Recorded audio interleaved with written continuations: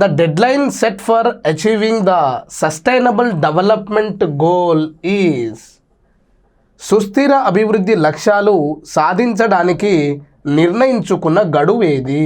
సుస్థిర అభివృద్ధి లక్ష్యాన్ని సాధించడానికి ఫస్ట్ మనకు సుస్థిర అభివృద్ధి అనేది తెలియాలి.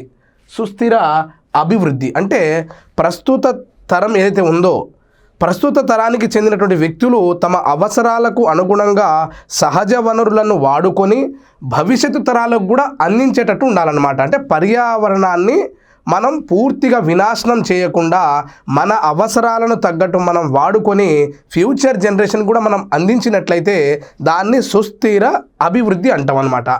అలా అభివృద్ధి సాధించాలి. ఇలా సుస్థిర అభివృద్ధి లక్ష్యాన్ని సాధించడానికి నిర్ణయించిన గడువు ఏంటంటే ఇచ్చినటువంటి ఆప్షన్లలో ఇది కాదు. 2030 అనేది కరెక్ట్ ఆన్సర్.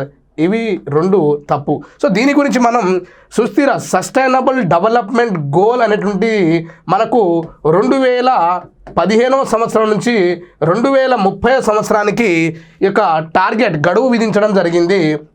2030 నాటికి ఈ యొక్క గోల్ని మనం అచీవ్ చేయాలన్నటువంటి విషయాన్ని ఇక్కడ విద్యార్థులు గమనించాలి. ఇక్కడ మనకు సస్టైనబుల్ డెవలప్మెంట్ కంటే ముందు మిలీనియం డెవలప్మెంట్ గోల్ అనేది ఉండే ఇది 2000 సంవత్సరం నుంచి 2015 సంవత్సరానికి సంబంధించినటువంటి 8 అంశాలను టార్గెట్గా ఉంచుకోవడం జరిగింది. ఇదే సస్టైనబుల్ డెవలప్మెంట్ గోల్ 2015 2030 మధ్య కాలంలో 17 గోల్లను సాధించాలనేటువంటి విషయాన్ని విద్యార్థులు గమనించాలి.